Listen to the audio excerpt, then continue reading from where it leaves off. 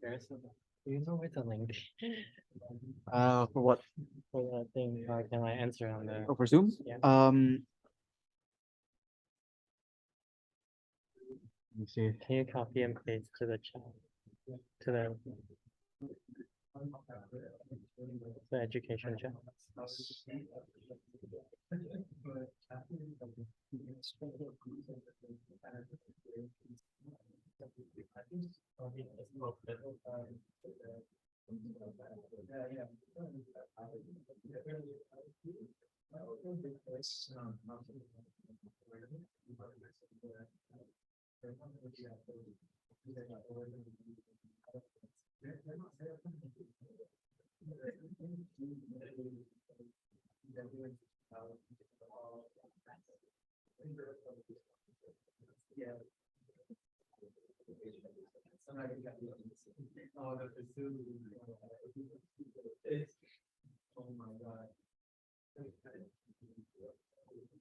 Hey Arun, is our audio also connected to the sound system there, or Oh, I don't think it is.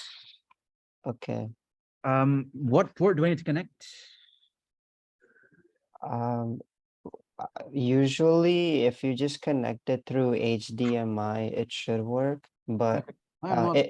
if not, it's okay. I'll just tell you to announce a few things and you can announce it to the people who came in person. Sure. Like it's gonna start now, so may as well just tell me. Oh, yeah. Well, just wanted to ask if everyone who came was able to get their course enrollment codes successfully. They were able to sign up on Cal Central successfully. Yeah, I'll ask them at the very start. Okay, awesome.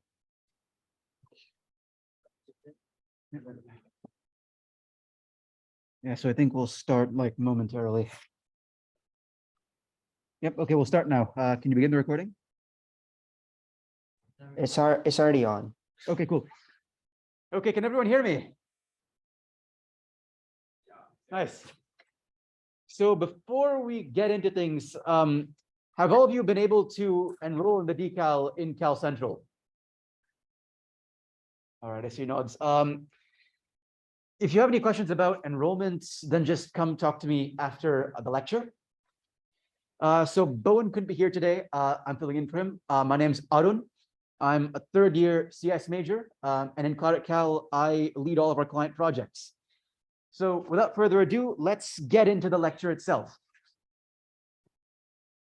So last lecture was kind of like an intro. So starting now, the lectures are going to begin to pick up some speed.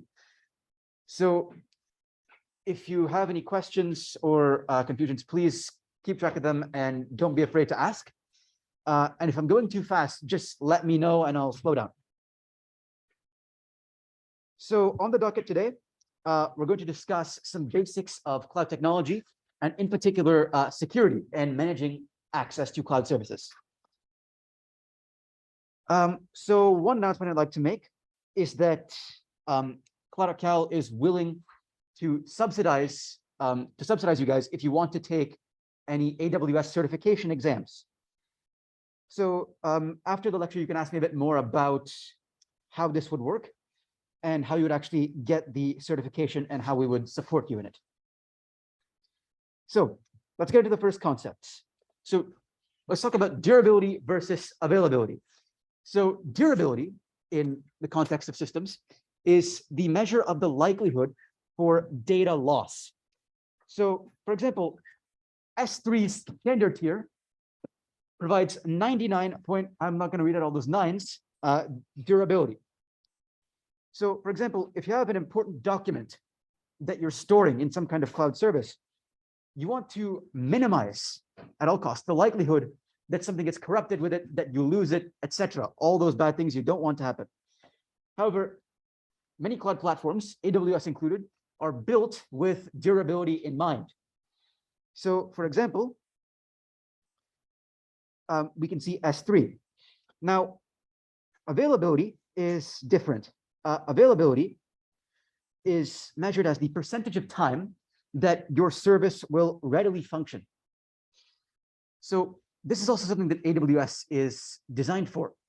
There are multiple regions, as you may have seen, on AWS. So things like US West 1, US West 2, US East 1, etc., all hosted in different places geographically. And within each region, there are multiple availability zones. So what most system designers will do is that they will select an architecture that uses multiple regions as well as multiple availability zones. This will exploit the idea that availability zones are isolated from each other, as are regions. Therefore, if one region or availability zone goes down, that doesn't completely destroy your application. And just to give some context for the durability of S3, the durability that S3 provides allows you to store 100 billion objects. And when you store 100 billion objects in S3, you will lose at most one. This is the sort of durability that AWS and other platforms aim to achieve. So before I move on, are there any questions? Cool. So next, I want to talk a bit about the landscape of cloud technologies. So here we've got a chart with the three main cloud service providers. We've got AWS, Microsoft Azure, and Google Cloud Platform, or GCP, as I'll call it. Now, perhaps the most important thing I'll say all day is that all of these platforms provide effectively the same set of services. So you can see platform as a service, serverless computing, Docker management, Kubernetes management, etc. These are all services that these platforms can provide. And they're all kind of translatable across platforms. So one thing to keep in mind in this decal is that when we teach you about a particular service in AWS, say Lambda, you should keep in mind that there's always going to be an analog in some of the other services, in some of the other platforms. Additionally, the graph on the right shows how the cloud industry is rapidly expanding each quarter and how AWS has actually managed to keep improving their market share steadily. And now they dominate 1/3 of the market, with the competitors taking the rest. So this is kind of why we've chosen to teach you AWS instead of, say, Azure or GCP, simply because it's the biggest and because its market share is probably going to continue improving. And fun fact, Andy Jassy, the current CEO of Amazon, was the head of AWS before assuming his current role. So the next big concept I'd like to teach is virtualization and containerization. So virtualization helps us create software-based versions of a particular resource. So this includes computing devices, storage, network servers, and even applications themselves. The goal is to get clean abstractions that application designers and programmers can use. So virtualization allows us to take a single physical computer and partition it into several virtual machines. So what we're doing is taking all those hardware resources and then splitting them up. So each virtual machine basically virtualizes everything down to the hardware level with these abstractions. Each virtual machine can then act independently and run different operating systems or applications while sharing the same hardware resources of a single computer. This is done through a software called a hypervisor. So a hypervisor sits on top of an operating system, but we can also have hypervisors that are installed directly onto the hardware. Hypervisors actually do the job of taking physical resources and allocating them amongst several different virtual machines so that virtual environments can use these different sets of resources. The main feature of virtualization that you should know about is that it lets you run different operating systems on the same hardware. This is because each virtual machine will provide abstractions for everything all the way down to hardware, including the OS. So each virtual machine's operating system, which we refer to as a guest OS, does all of the necessary startup activities. So this includes loading the kernel, facilitating things like dual mode operation, if you've heard of that, and so on. However, each guest OS is controlled through security measures on its host virtual machine, so that they don't acquire full access to the underlying hardware resources. So it's important to realize that there is a notion of separation here between virtual machines, and that each virtual machine is going to act independently of all the others. Next, I'd like to bring the idea of containers into play. So a container is just an executable package of software that runs on top of a host operating system. So the key difference to know between a container and a VM is that a VM will virtualize everything down to hardware level. However, a container doesn't necessarily go that far. Instead, it will run on top of a host OS. Hence, a container is a bit more lightweight than a virtual machine. So, for example, a host can support many containers at the same time. So, for example, think about a microservice architecture where each component of this application is kind of independently deployed. The host must support all of these containers concurrently. And the setup works well when you use containers because each microservice will run as a minimal isolated process that other containers can access. So now I'd just like to compare a bit between virtual machines and containers. So in terms of isolation, we see that, yeah, do you have a question? No, it's fine if you've got a question. Yeah, what does that do? Yeah, so the hypervisor is what is responsible for actually partitioning the physical resources and allocating them to different virtual machines. So hypervisor manages the You could say that it just allows them to be isolated and to each operate on a distinct set of like physical resources. Okay. I guess my question is one hardware has one hypervisor. Hmm? One hardware has one hypervisor. Yeah. And multiple virtual machines. Yes. One virtual machine has multiple containers. Virtual machines and containers are two kind of separate things. So there isn't really a concept of virtual machine having containers inside it, but you can think of it like the virtual machine provides abstractions for like a superset of the things that containers do. So in terms of isolation, we see that virtual machines provide complete isolation from both the operating system, the host operating system, and other virtual machines. However, containers provide isolation from not only the host, but other containers. And because a virtual machine will virtualize hardware independently, it provides a bit stronger isolation than a container would. Next thing is the operating system. I might be sounding like a broken record here, but since a virtual machine goes all the way down to hardware, it runs its own operating system and requires more system resources, including the CPU, memory, and storage. However, a container will run the user mode portion of an operating system, if you've heard of that. It's not important if you haven't, and can be customized and tailored to contain just the needed services for whatever application you're designing, but using fewer system resources. As I mentioned before, it's more lightweight. And in terms of deployment, you would deploy individual virtual machines using a hypervisor, but for containers, you would deploy them by using Docker for individual containers. Docker helps you take all of the dependencies you need and roll them up into a single executable program. And you can orchestrate between containers using another tool called Kubernetes. We'll cover these later on in the course. But for now, just know that these are both related to container deployment and orchestration. Yeah. So you said containers run on top of the OS. Mhm. Does that mean that they're like OS specific, or you have to have different containers for different OSs? Yeah, this is definitely an issue that exists. You do need host compatibility for each container. So I encourage you to look on a website such as Docker Hub, and you'll find that certain containers are compatible for certain types of hardware. For example, there are certain ones that are compatible with Intel silicon, but not Apple silicon. If you're using like an M1 Mac, that's particularly pertinent to you. So does that answer your question? Yeah. Cool. So next thing I'd like to cover is how do we actually access the cloud? I've been talking about all these services in a kind of abstract level so far, but we actually want to see how we can get access to these services. So there are two main ways. And both of these are going to lead to incurring costs for whatever resources you actually end up using. So first, on the left, you've got the console. What this gives you is a nice, straightforward graphical user interface that you can use, but it's kind of limited in what you can do and can often be confusing to navigate just because AWS and other cloud platforms are so extensive and so broad. On the right, we have the CLI.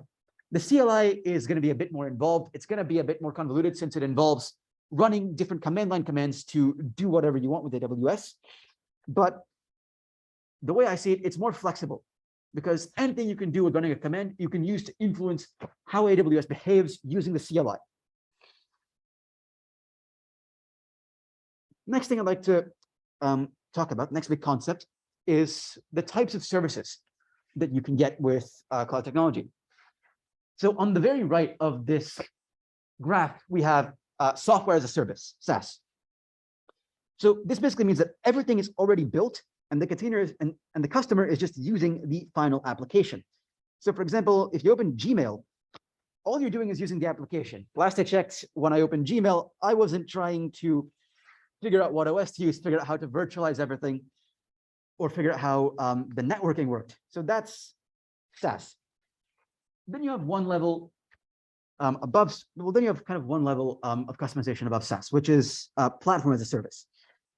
So here, the cloud provider takes care of all the underlying infrastructure, and the customer can simply focus on deploying and managing their applications. So this also means they are being restricted to the infrastructure that they're given by the cloud provider, but there is a lot more customization available because you can decide what applications and what data you actually want to use. So for example, I like to talk about RDS as a great example of platform as a service, because what AWS provides in RDS is it provides all the infrastructure you need to run a relational database. However, you get to decide what goes into that database and when to read, when to write, etc.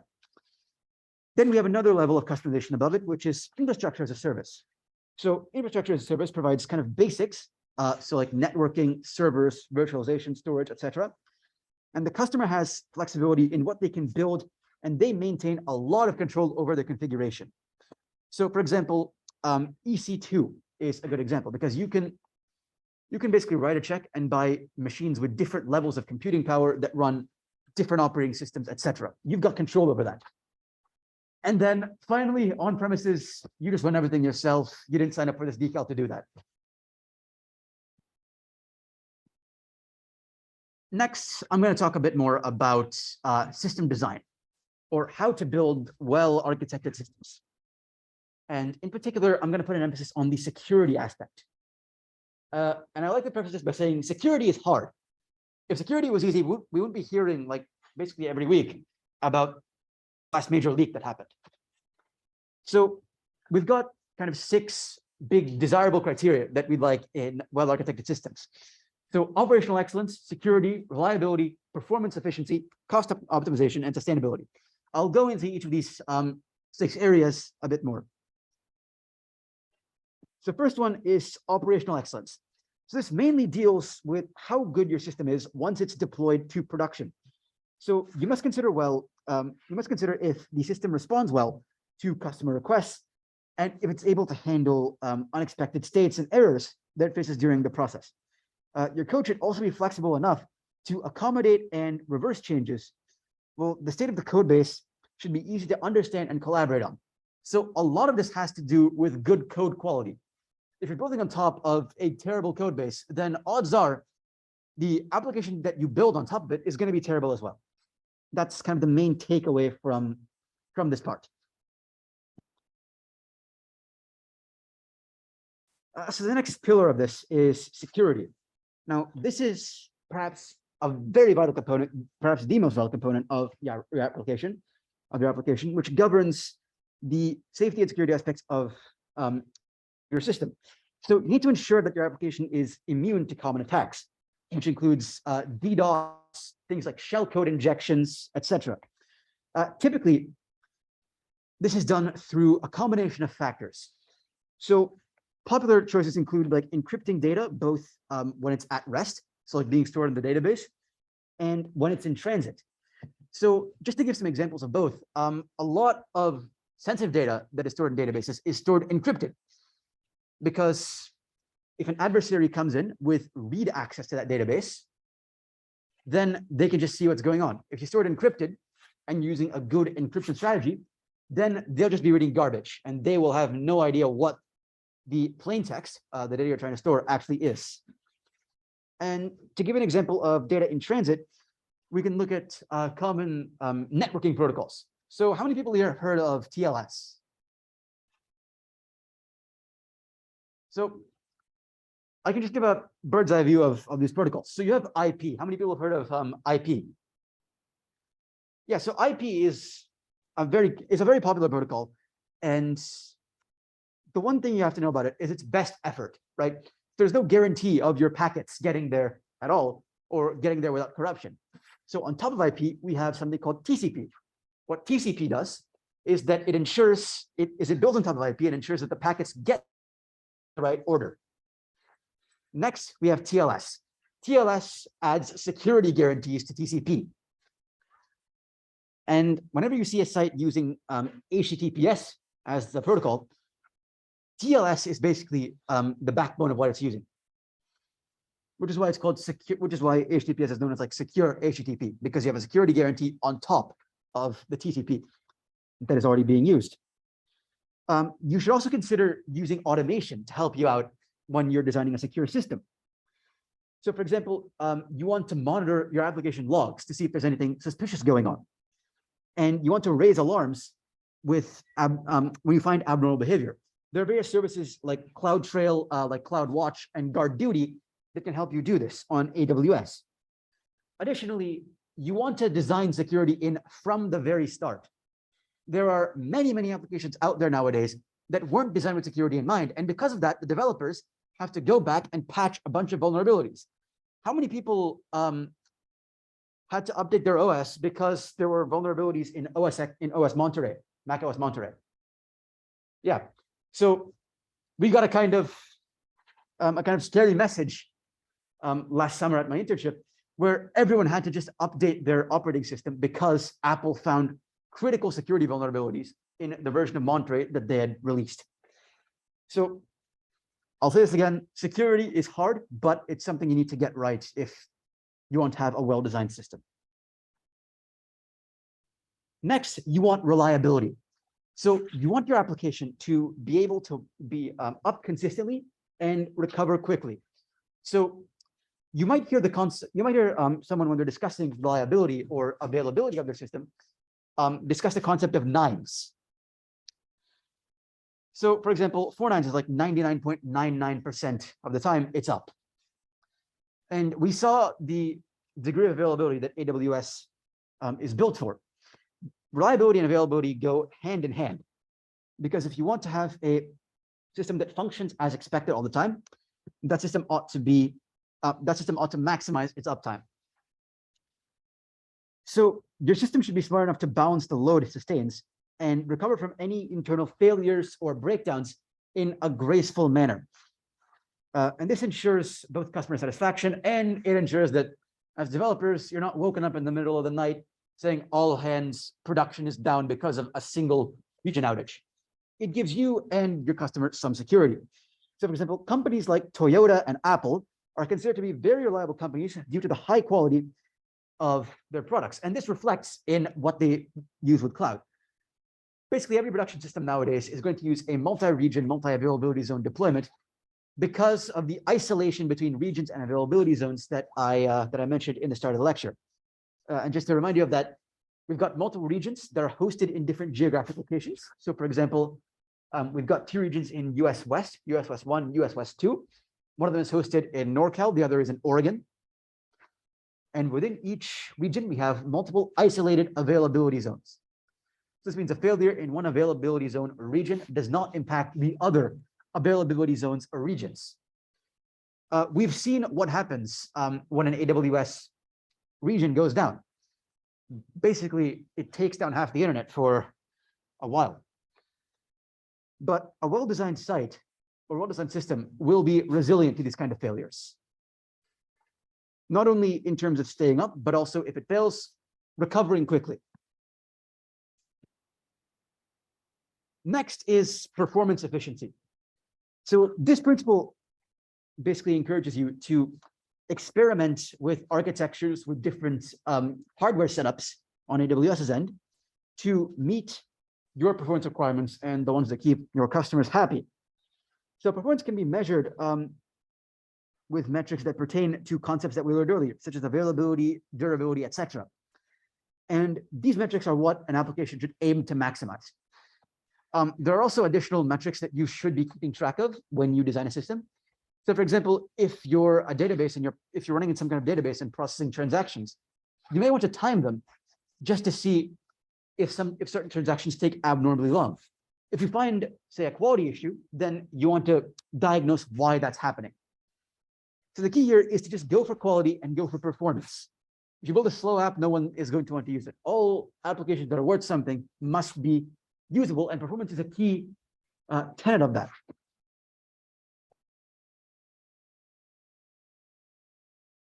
So the next thing I'd like to discuss is cost optimization. So cost optimization pertains to having the best solutions at the least cost to not only your users, but also yourself.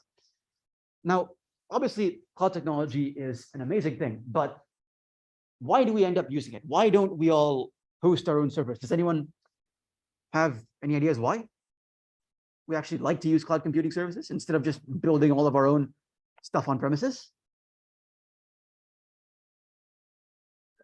Yeah, a great deal of it is cost. Like if you're an e-commerce site, Black Friday might be your busiest day of the year. And if you want to have your website be up on Black Friday, you need to have enough hardware to handle all of that traffic you're going to get. However, what's going to happen to that hardware on the other 364 days of the year? Yeah, it won't be used. It's going to be idle. It's a waste of time, waste of money. So the entire idea behind why it makes sense to use cloud technologies is that it can save you a lot of money, time, and resources that you'd otherwise spend deploying your own physical hardware and resources. The amazing thing is that a lot of cloud services are just pay as you go. So you only pay for what you actually use. So one of the big principles behind cost optimization is that there are no bonus points for a higher budget. So keeping this in mind, you should try to be frugal in your implementation and only include more expensive options if it's necessary for fulfilling some of the other criteria within this framework for well-architected applications. Like, for example, if you only need enough hardware to support a couple thousand users, there's no point spending all the money that you have to accommodate 1 million. So this is a lot about being pragmatic. There's no need to flex how much compute capacity you have on your backend as long as your application is actually just working.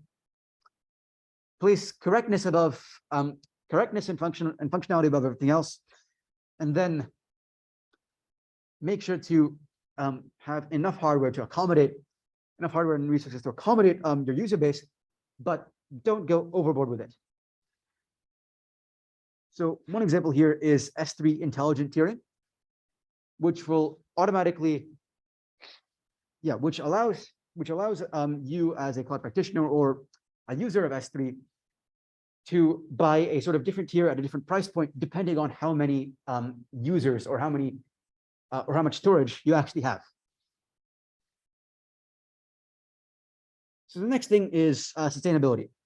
So what am I doing talking about sustainability in a cloud computing decal? Well, the thing is, cloud compute requires a lot of resources to even get going in the first place.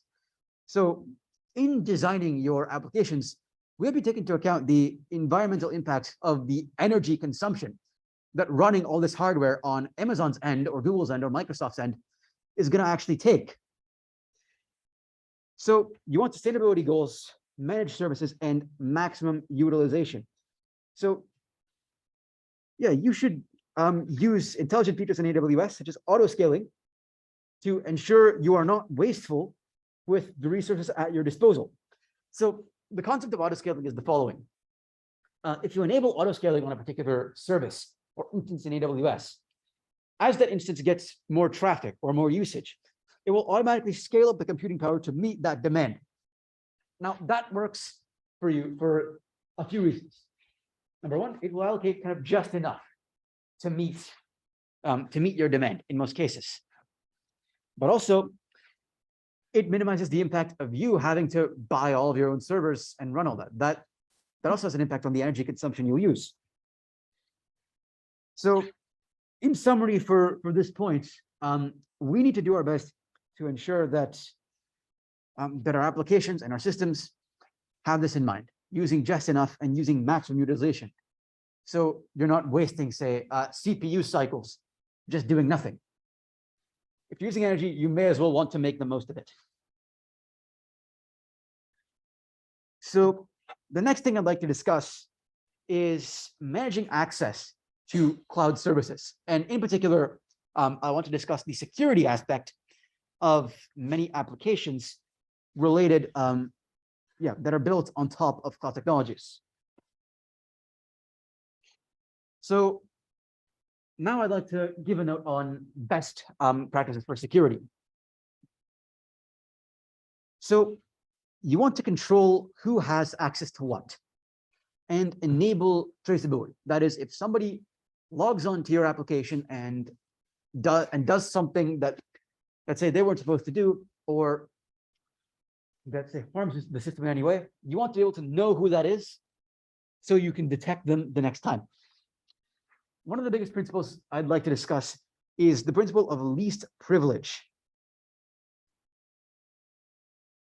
So there are a couple of ways you can manage access to a particular service, and these are allow lists and deny lists. So when you're using an allow list, your default strategy is to not let in someone who wants to use the service and specify a particular list of people that are actually allowed in. The other thing, the other practice that you could use is a deny list, in which you allow people in by default and then only specify a particular list of people that you don't allow. So I'd just like to poll everyone, what do you guys think is a more secure solution here? Allow lists or deny lists? Hands up if you think it's deny lists. Yeah. You want to deny people by default so that you can make sure that if someone is using your system, you've got some kind of set of assumptions over them. For example, like they have some kind of password, or they've given you your phone number and some other like factors for authentication, etc. You also want highly granular permissions. So let's take a database, for example. So we all know that like a database is composed of tables, which in turn are composed of records. So let's think about this. Highly granular permissions allow us to not only facilitate good performance on our system, but also lets us have certain guarantees of security. So for example, we have something called locks in the context of systems. And when somebody has a particular lock on a component, it means that they are using it and they may be able to deny other people access to whatever they have a lock on because they're using it. It avoids things like race conditions, which are when two rival parties try to set a value at the same time, which can cause it to take multiple different sorts of values, which is obviously not good. For example, let's think of like a bank as a good example of this. Suppose I have like $200 and suppose I have like $100 in my bank account, and the bank gets two requests at the same time to withdraw $100. Now, let's assume that this bank does not allow overdraft. Now, if we have, say, locks on my bank balance, then we would allow one request in, let it make the withdrawal, and then the second request would be allowed, well, would just come in, but the operation itself would not go through because my balance would be at zero and overdrafting is not allowed. However, if locks were not allowed, then it might be the case that both parties read the value 100, subtract 100 from the account, and then they get $100 and I'm left with a negative bank balance. So security can violate, so if you don't ensure the proper security, you can violate various properties that your system is not designed to have. For example, this bank system was not designed to have balances below zero. However, not ensuring the correct security and the correct synchronization is what did it in at the end. This is why you want granular permissions. You want to specify very clearly how access is provisioned for each resource and what resources or groups of resources you actually want to protect. Finally, one thing I want to drive home is that default deny is actually great. Like, it may be inconvenient at first to have to set up all of this security, right? It can be a bit hard to go through all of the white papers and all the documentation about security best practices, about how you can ensure synchronization, about what operations people are allowed to do. But when you actually end up deploying a system to production, above all, you want these security guarantees. So make sure that they're there. Another point that I'd like to drive home here is you want to do something called ensuring complete mediation. So what mediation is it essentially refers to monitoring of all requests, all traffic that comes in and out of your system. You want to ensure that you know everything that's going on, such that if there's any abnormal or irregular or malicious behavior, that you can detect it and then you can respond to it in an efficient way. Additionally, you want to have an incident response procedure defined beforehand about what happens when, say, a breach happens or a leak happens. And now I'd like to segue into a principle called Shannon's maxim. This is really core to security because it's the principle that makes you assume that your adversary knows how the system is designed. So in security, we have a process called threat modeling that we go through before we design systems. And this defines what types of adversaries there are, what types of adversaries we can face, and what capabilities they have. So for example, one of the most common things you might hear when you're talking about security is you have Alice and Bob trying to communicate. You have Eve, who is an eavesdropper, who can read the messages that are sent back and forth between Alice and Bob, but cannot modify them. And then we have Mallory, who can who is malicious, who can both read the messages that Alice and Bob are sending, but also modify them. Now, in security, we have various guarantees. We have various ways to guarantee, to guarantee things like integrity, things like authenticity, and things like confidentiality on data. So this involves things like encryption algorithms. It involves things like HMAC, if you've heard of HMAC. But at its core, it's all about assuming that the adversary knows exactly how your system is architected. It's about assuming your adversary knows exactly what's in your code base. You basically just have to assume that they know everything except your secret keys. And even when your secret, and even then, you want to design your system such that if a secret key gets leaked, you can easily rotate that key. So bring in a new one and re-encrypt anything that was previously encrypted under that key. So I've said this before and I'll say it again. Security is a hard problem, but you need to ensure that you're not assuming that your opponent is a fool. And when you're actually designing your systems, you want to know what the capabilities of your adversaries are, so you'll be prepared to defend against them. Now, fortunately for us, AWS and a lot of other cloud providers have got a lot of security guarantees on their data. So for example, on Aurora, which is one of the database services that AWS gives us, they already provide 256-bit AES encryption, which is an industry standard on data at rest. And for example, another example of security being provided to you is HTTPS. As I mentioned before, this uses a TLS protocol, which guarantees confidentiality on data that you send back and forth. Of course, there are lots of other ways that security is provided to you by these cloud platforms, and a lot of other ways that you can enable better defenses on your system, but that is a topic for later in the decal, and I think we can go to the next topic. So this is the first AWS service that I'd like to introduce, and it's called Identity Access Management, IAM for short.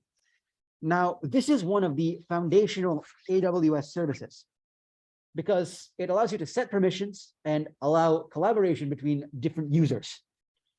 So in essence, this is a built-in security tool, and it is one of these services that is free to use. Now, AWS has made this free because for basically any service you use within AWS or within any cloud platform for that matter, it will involve delegating certain privileges or certain access rights or certain privileges to certain users or to certain groups of users. Now, we enforce these with items called policies. So what policies are is that they're essentially brief documents, usually in JSON format, which we'll cover later in this presentation. But they allow you to basically outline a certain set of privileges that are given. Oh, do you have a question? Yeah, like what's Shannon's maximum? Yeah, so Shannon's maximum is the idea that when you're designing a system for security, you need to assume that your adversaries know exactly what's in your code base and know exactly how your application is architected. Basically, you assume they know everything except your secret keys. It's the idea that. Yeah. Got it. So this service links to basically everything else you will use, which is why it's so integral and which is why we're teaching it first. So I was talking about policies a bit. So these are just JSON documents that outline a particular set of rights that a user or a group of users has to a particular resource. And a policy can be attached to a user or a group of users, which bestows on them whatever rights the policy has in it.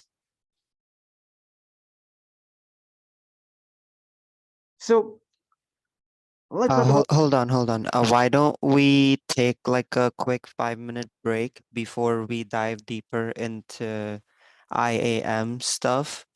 In the meantime, if you have any questions, you can stick around and ask us in Zoom. You can use the chat or you could ask us out loud and we'll try to get to your questions. Take a quick 5-minute break because we've covered a lot so far. So let's take some time for it all to basically seek in to our understanding, and then we can come back and approach IAM. All right, then so we'll just take 5 minutes. If you got any questions, now is the time to ask.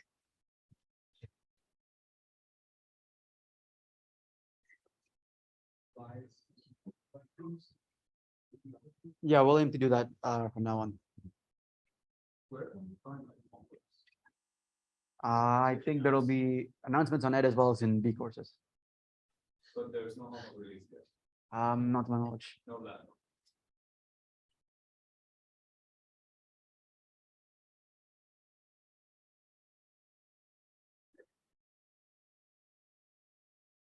Yeah, so just take a couple minutes and then we can get back to it.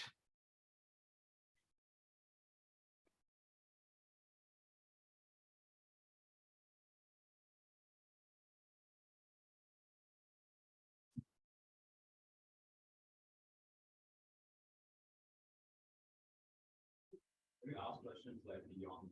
Yeah, go ahead. Like in your, for example, in your personal projects, Mhm. you use AWS or do you just go for a serverless structure like Firebase? I prefer AWS. It's like I rarely, because currently I find that most of the serverless structures people just like set aside all. And I if this is all the but I know this is a very stupid habit. Yeah. Well, Like, I just want to get it. that's the thing though.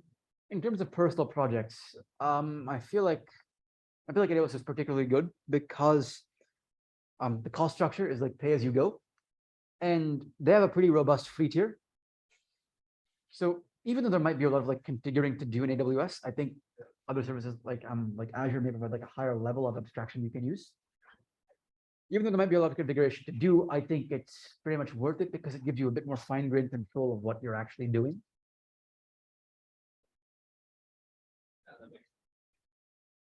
And yeah, you can always take advantage of free tier. Free tier is actually quite nice on AWS. There's a lot of services with free tier and pay as you go.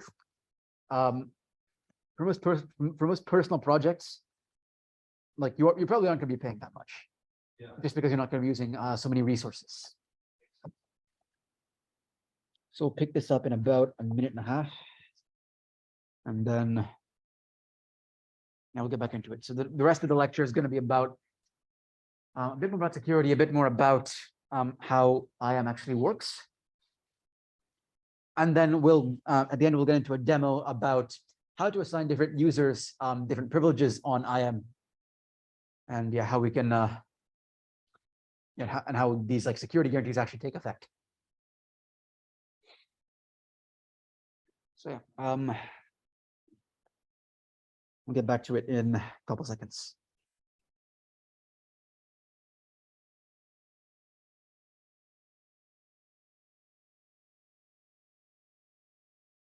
Does anyone else have any questions they'd like to clarify or ask?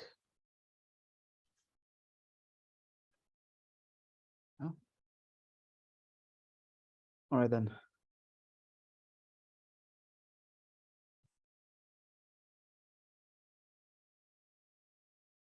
Yes, I think we can get back into it now. So every AWS account is going to have what's called a root user. So a root user has access to everything by default with basically every privilege enabled. So it's like reading, writing, updating, deleting, the lot. You cannot reduce the associated permissions that are associated with, you cannot reduce the associated permissions for a root user. So the creation of a new account or a new organization will allow access to all the resources by default, which is why it's so important to provision new accounts within an organization or provision new users within an account as having the correct permissions. So if you have to keep any kind of credentials around for the root user, it's oftentimes a very good practice to rotate those credentials regularly. So let some credentials expire, change them, and then put some new credentials into effect. What this does is it makes it less likely and less easy for an adversary to come in and say, do malicious activities inside your system, just because the credentials are changing often.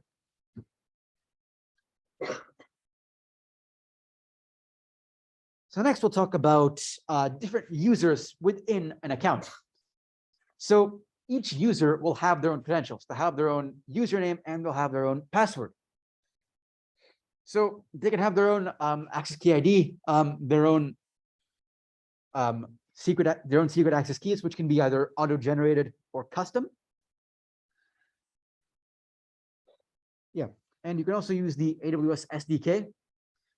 So you can use code like in a language like say Python to access any account you want. Now, it's very important, as I mentioned before, to ensure that users within an account have the correct privileges.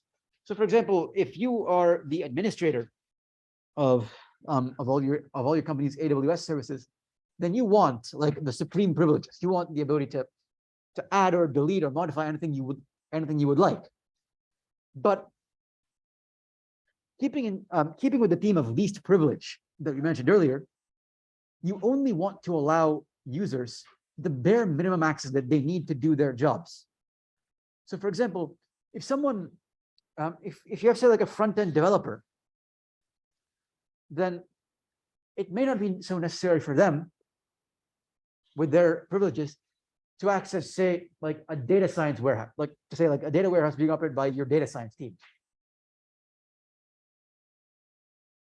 This is the principle of least privilege in action. You only want to give users exactly and nothing more than the privileges they need to do their job.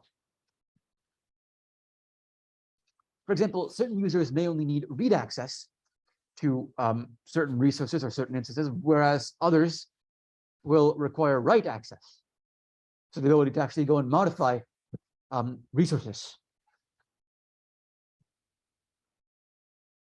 So the next feature of IAM that exists is groups. So groups are a way of assigning permissions to a collection of users. So for example, admins, developers, etc., ought to be in different groups because they will need different sets of permissions in order to do their job. And additionally, users also ought to be can be in multiple groups because they may need multiple sets of permissions. But either way, you must ensure that the permissions you're giving to each user in each group is the bare minimum that they need.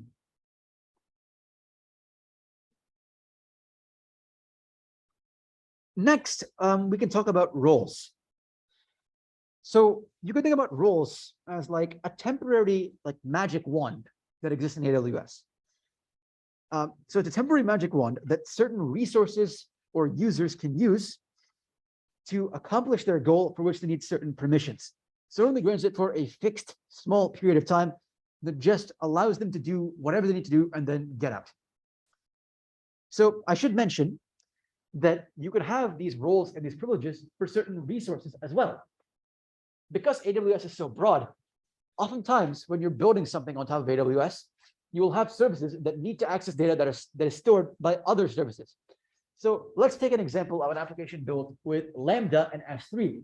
So I don't think we've introduced Lambda yet, but Lambda is a serverless computing service.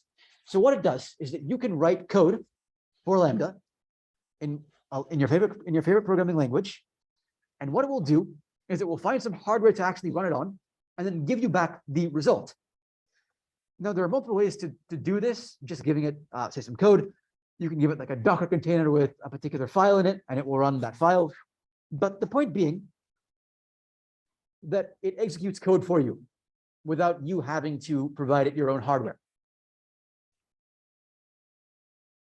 So let's consider a case of say like a photo sharing app, for example.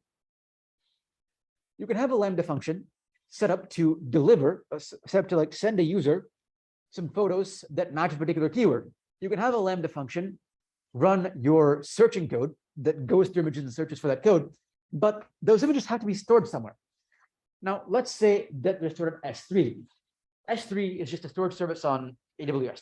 That's all you need to look at it as for now. You can just store various files and objects inside what are called S3 buckets.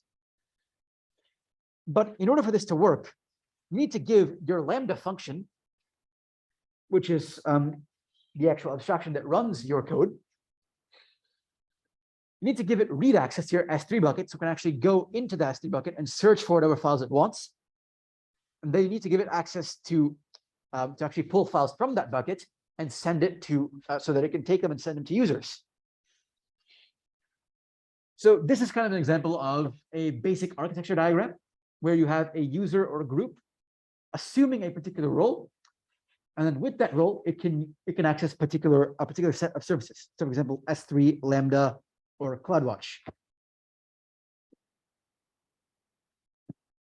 So now for a couple more, yeah.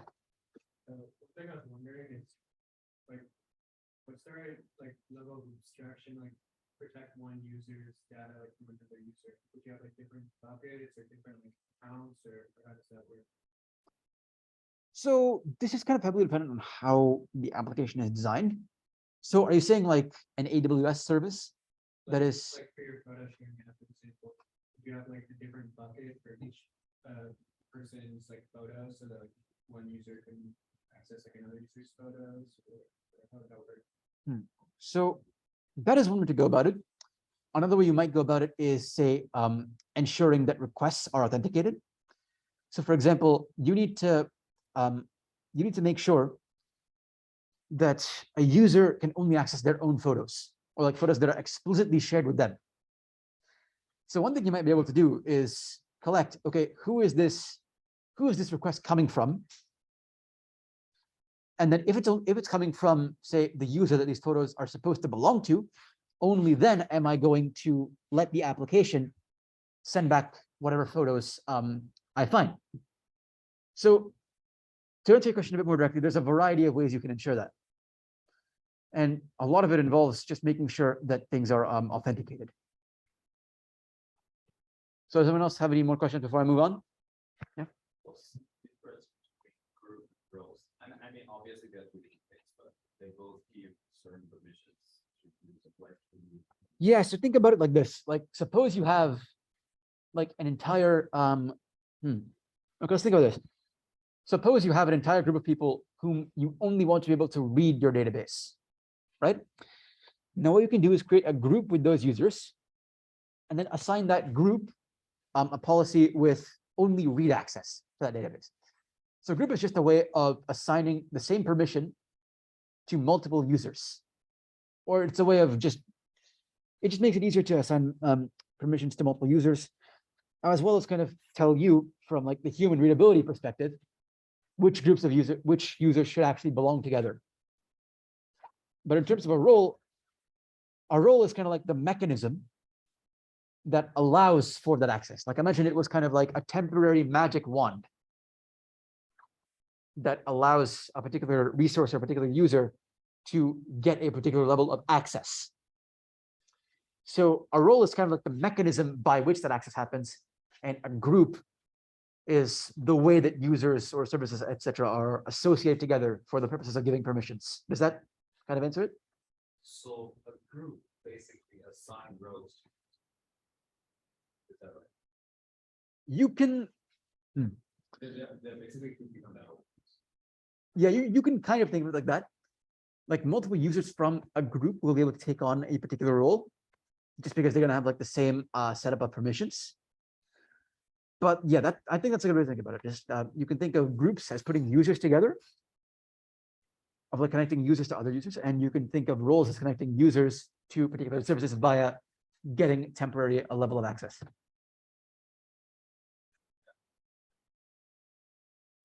So now let's go a little bit further into some security terms. So the first one we want to discuss is identity. This has a lot to do with who can access particular resources. This has to do with, okay, who controls, say, the root user, who controls the other user accounts, what are the groups that are going to be in my IAM setup, and what roles are people in the IAM setup going to have. Next thing we'd like to discuss is access. So access basically defines what resources can a particular set of users get to, and what can they do to those resources. Can they read, can they write, can they delete, etc. This is where policies and permission boundaries come in, and these are basically both restrictions on what particular users can and cannot do. Next thing is authentication. So you've all probably heard of authentication, but basically it's just for the application to verify that you are who you say you are. This is why we encourage things like multi-factor authentication, because it lets the application get a better view of you being who you say you are. And it also provides a bit more resilience against losing one of those factors. So for example, if someone steals my CalNet password, they won't be able to get into my account because they don't have my phone, which they need to give like a duo push. Another common way you might see multi-factor authentication being used is with something called a YubiKey. So a YubiKey is a device that you can plug into whatever machine you're trying to log in on. And I believe it will give out like a one-time pad that it uses to authenticate you. So the factors there would be the YubiKey, something you have, and the password, which is also like something you have. The next thing is authorization. So this determines which resources an authenticated identity has access to.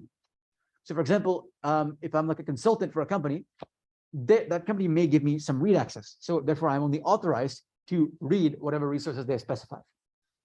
You can think of access as basically saying what I can do to a particular resource, and authorization as basically defining which resources a particular identity or a particular user or group of users can actually access. These are two very similar but and also very related concepts.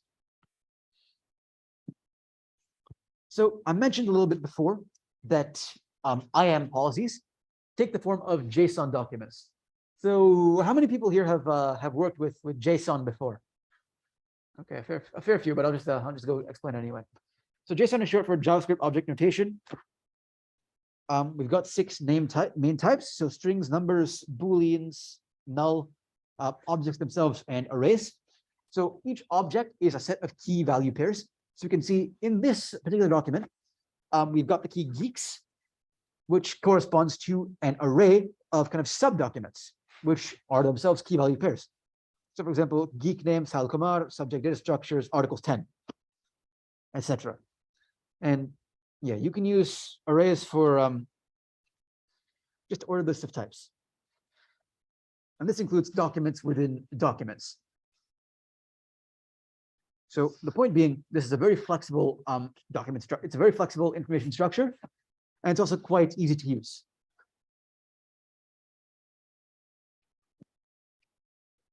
So I've kind of been touching on this before, but I'd like to formalize it now. So I'd like to go on, what is a policy? So a policy is just a JSON document that details allowed or disallowed transactions attached to something like a user, group, or role. So what you can do is you can write one of these JSON documents yourself that defines a policy. And then in your IAM console, what you can do is go and attach that policy to a particular user or to a particular group. So let's have a look at this policy we have right now. So this works on AWS Lambda. You can see that because the action is Lambda invoke function, and this resource here that we're specifying is a Lambda function that is located in US East 2, which has the name my function. Then in many of these policies, you can specify what's called a principal. So principal is what you're actually granting, is who or what you're granting access to. So here it's granting access to Lambda to allow some access to S3 presumably, but only for a particular source account, as we can see by this condition. So if your AWS source account has this is equal to this string, then you can go ahead and access. Then the S3 bucket here, which is the service we're granting access to, can go ahead and invoke Lambda.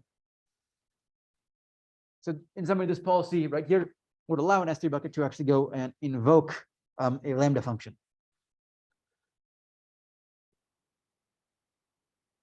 And a lot of this is governed by what's called ARNs. So ARN stands for like AWS resource number or something like that. But what it is, importantly, is a unique identifier that can basically guide you to any resource within AWS. So every user has an ARN. Every instance of a service you define has an ARN. Basically, anything you can think of within the AWS ecosystem will have an ARN associated with it. And because it is unique, you can specify it within your policy to grant access to it, or grant that particular or grant the service with that particular ARN, or user with that particular ARN certain rights, certain privileges.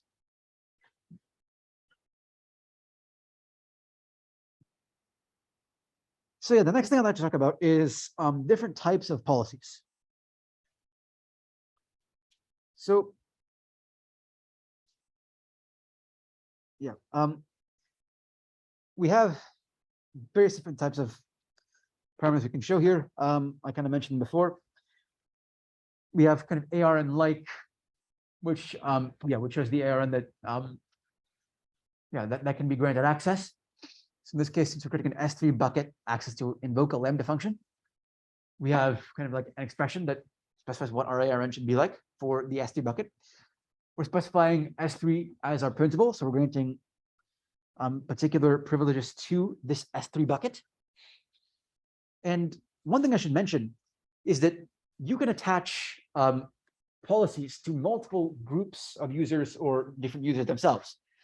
In this way, it's a very reusable method of mapping between users or groups and particular privileges or things that they're allowed to do.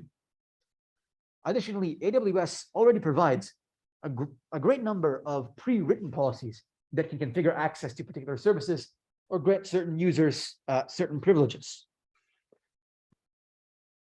So the next thing I'd like to talk about is managed versus inline policies. So policies are basically just a way of delegating permission management. So this is kind of a complicated process, but I'll go into it right now. An inline policy is one that is embedded within an IAM identity. So this could mean a user, could mean a group, could mean a role, could really mean anything within IAM. That is, the policy is an inherent part of the identity. You can create a policy and embed it in some identity, or either when you create this identity or at some later point when you want to say change the privileges. But what we actually tend to use a lot of the time are managed policies.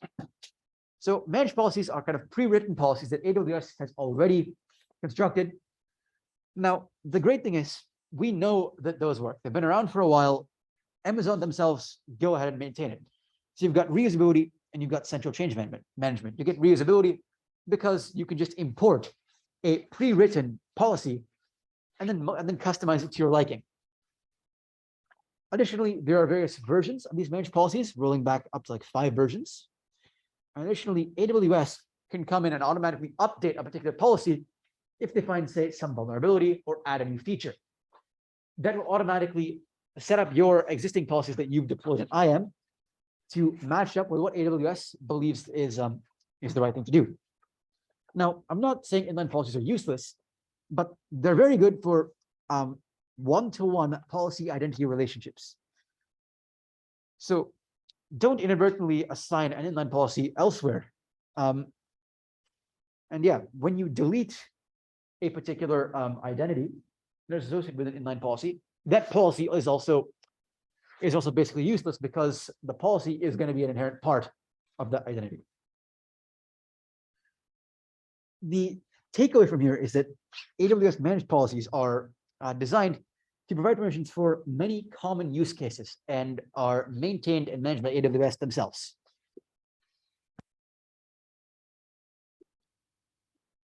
So now there are a few different types of policies. So let's talk about resource-based policies. So this one that we've been looking at this whole time is an example of a resource-based policy. These are attached to a principal. This can be a service like an S3 bucket or an EC2 instance. And these are inline only. You can recognize them by the principal key. So in our case, it's service S3 Amazon AWS.com. Additionally, you could have multiple principals. So you can have it applied to, say, like a couple of like S3 buckets or a couple of like EC2 instances. You could specify by their ARNs. Yeah, so with a resource-based policy, you can specify who has access to a particular resource and what action that they can perform on it. So to learn whether a principal has like access to a particular service, you could just see the policy that is attached to them. And if you want to say change their level of access, then all you have to do is change a couple lines in this policy. Then there you go. It'll take a while to, it may take a couple minutes to propagate, but then you just change someone's security privileges by just writing a couple lines of JSON. And yeah, there's a laundry list of services that support resource-based policies. This includes S3 buckets, SQS queues. SQS is like a simple queuing service. And also things like the AWS key management service will support resource-based policies. The next major class of policy we have is identity-based. So identity-based policies attached to a particular IAM user, group, or role. So these are like the identities that we mentioned a couple of slides ago. These policies let us specify what exactly that identity can do. So in particular, its permissions.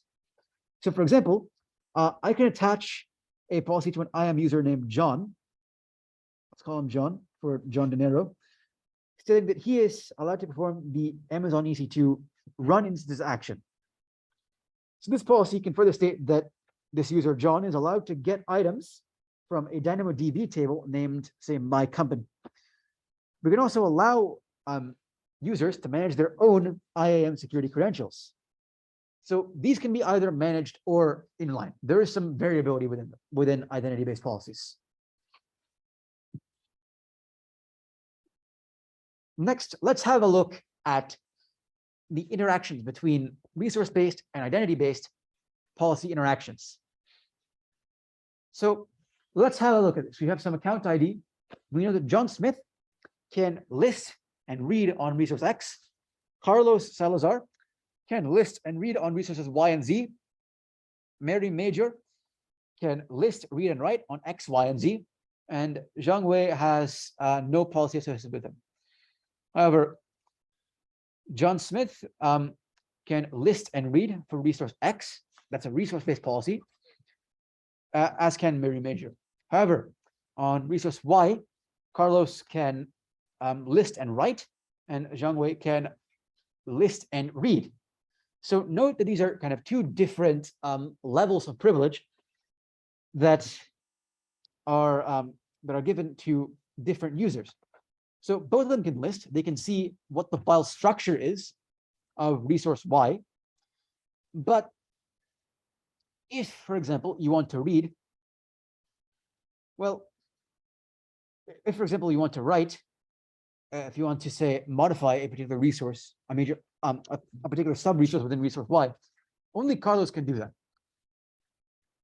Zhang Wei cannot, because they do not have the write privileges. And finally, resource Z, Carlos is denied access, while Zhang Wei is allowed full access. So let's think about what happens when we say Zhang tries to access resource X. What do we think would happen?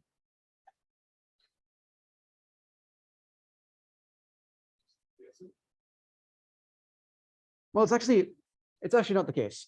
So we talked about allow lists and deny lists earlier.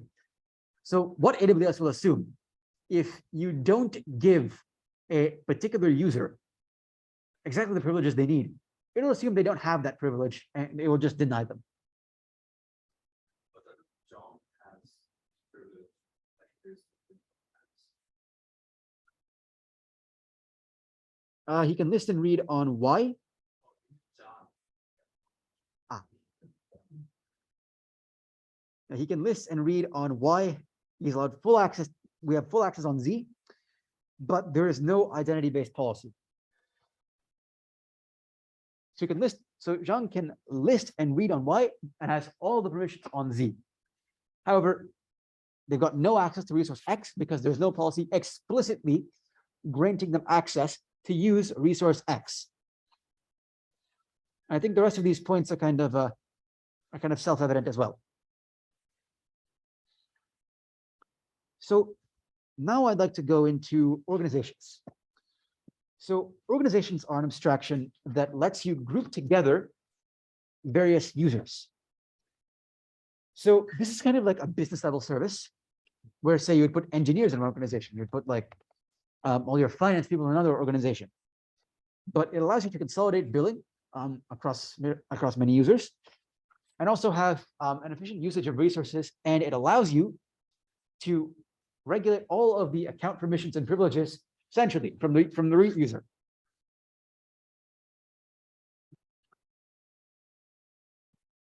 So because of this, you can give different people within your organization sort of different privileges they can use. So organizations are basically composed of these things called organizational units. And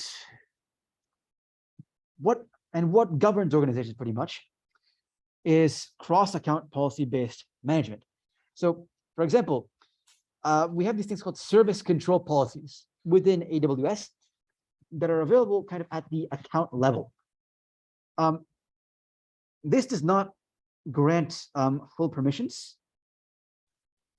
However, it does allow the use of various other IAM structures. And additionally, the organizations allow you to consolidate billing between accounts. So you can take advantage of the pricing benefits from aggregated usage.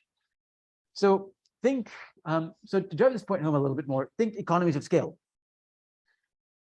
If you're using a lot of resources, then say the per unit cost of providing those resources may go down.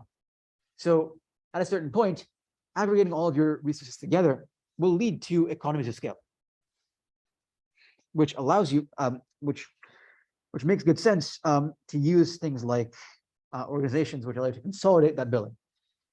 Additionally, one of the points we want to drive home is that IAM is free to use. IAM basically links to every AWS service that exists. Every AWS service you build, you're going to have to use IAM to set permissions, to say what users can use what services and what they can do to the services.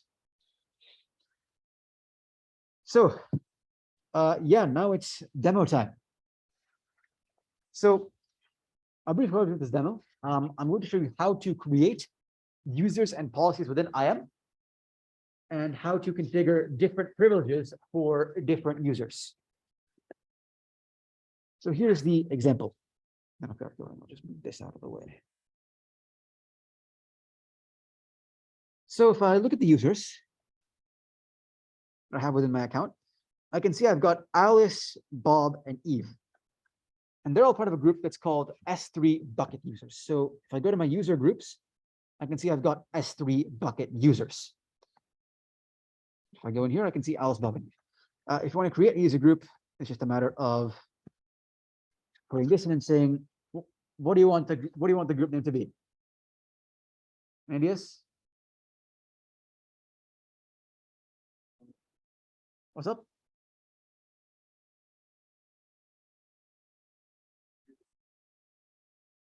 All right.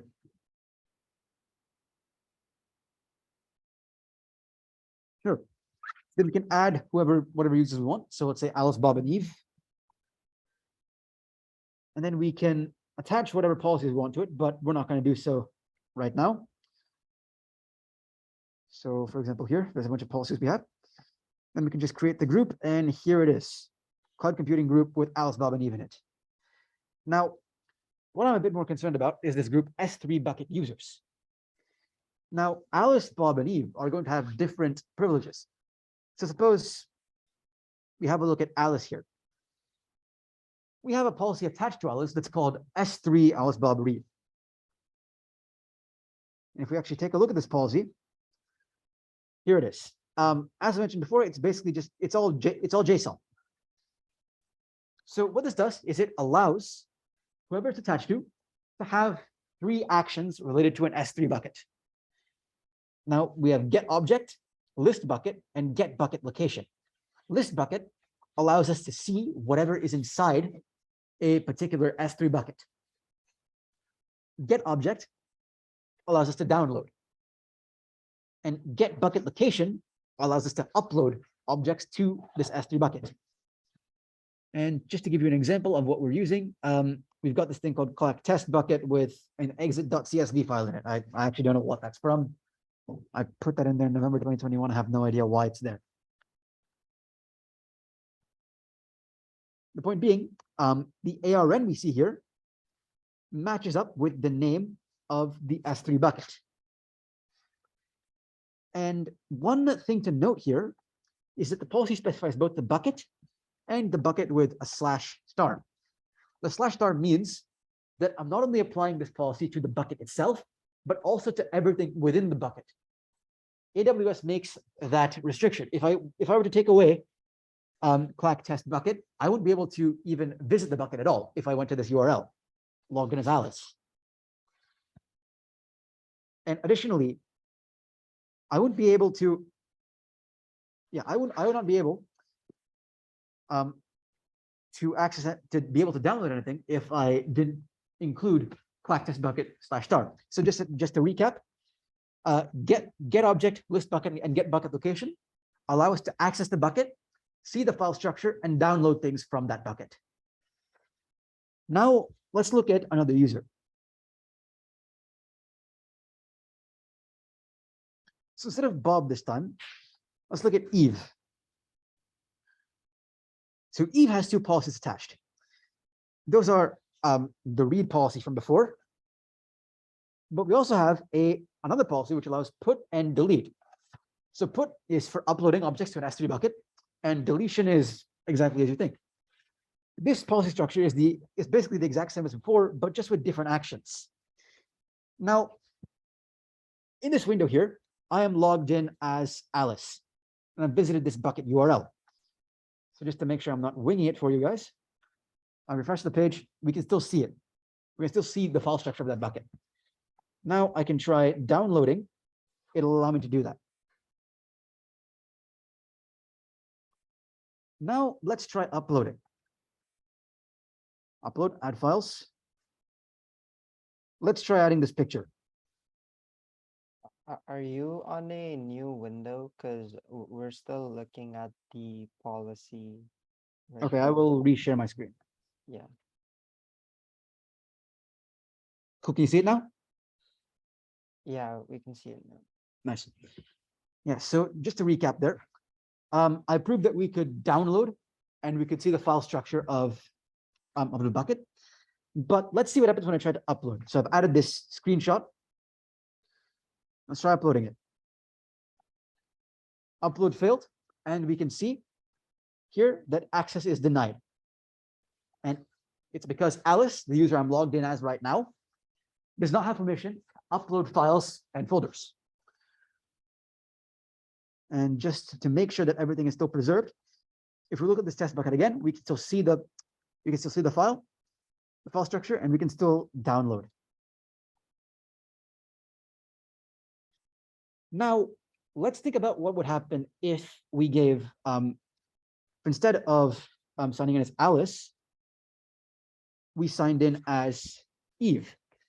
So to that end, what's this? Yeah. So to that end, let's do the following. Let's go to the user Eve.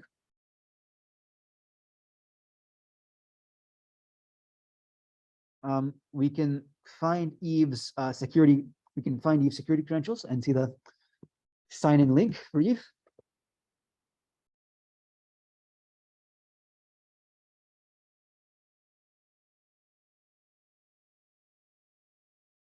All right, now we've signed in as Eve. And then we can visit the URL of the S3 bucket. And then we'll see what happens. So as before, we can see the file structure because we have the same permissions as Alice. We have that same policy attached. We can still download this file.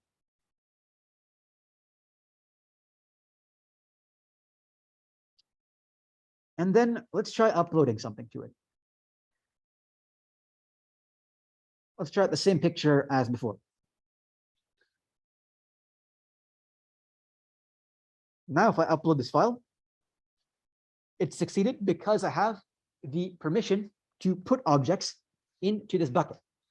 Now, just to be comprehensive, let's see how it works when we delete a file, because we also gave Eve the ability to delete an object from this S3 bucket. So here we go. We've selected it. Now we can delete. And we just say delete in the input field and go. Deletion successful. Now, one thing you should notice is that I don't have permissions to get the bucket versioning settings. This is something that allows for effectively version control on your S3 bucket. But I did not give Eve the permission to access that. I only gave Eve the permission to list the files, to read them, to download them, and to upload and delete files. I did not give Eve the permission to use bucket versioning. And this goes all the way back to least privilege. It gave Eve exactly the permissions that I specified in the policies and nothing more. So let's have a look at the test bucket again. If I look at the permissions under this bucket, it would say that I don't have access to things like the keys for this bucket, or I would not have access to things for like the keys for this bucket, or for example, anything related to versioning. And see, it's not even letting me access the permissions because I don't have the ability to see them.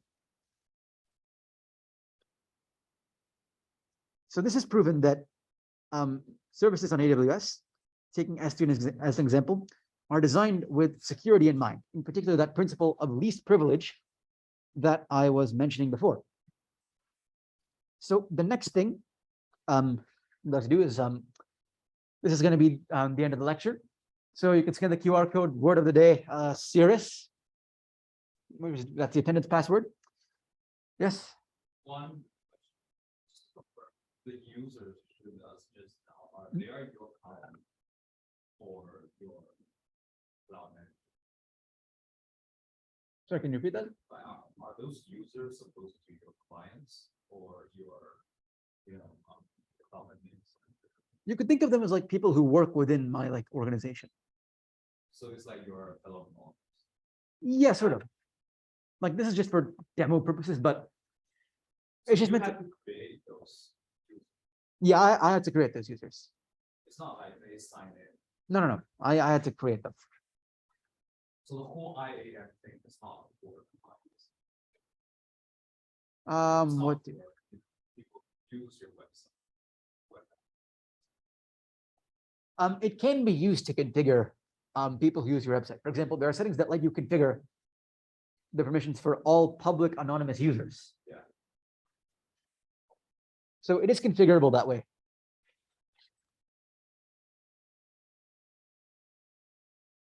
So does anyone else have any questions? Yeah, what's up? So like, how simple is using AWS? Like, an advisor would be like a client, like we give them permission to like. Yes, for the students, they have different. Yeah. database. Like for example, I think if you're a professor, I don't know if this is true or not, but I think if you're a professor, you can see any student's transcript given their student ID. So in that case, the professors would only have read access to transcripts. And it's only like, and I guess you would have like a role, like around finals week, when say the GSI or the professor from a class you're taking can write to whatever database is storing grades. So yeah, there's a lot of different permission settings that can be configured.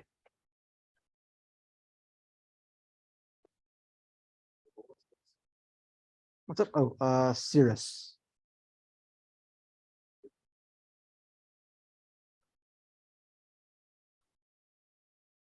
So I guess we can end it there. That's all I've got to say for today. Yeah, Bowen will be doing this next time. Yeah, I believe Bowen will be doing it next time. But yeah, see you next week. If you have any questions, just come up and ask them. I was just wondering, like, just thinking of an example, like say you develop an application and you're like selling it to like multiple like businesses.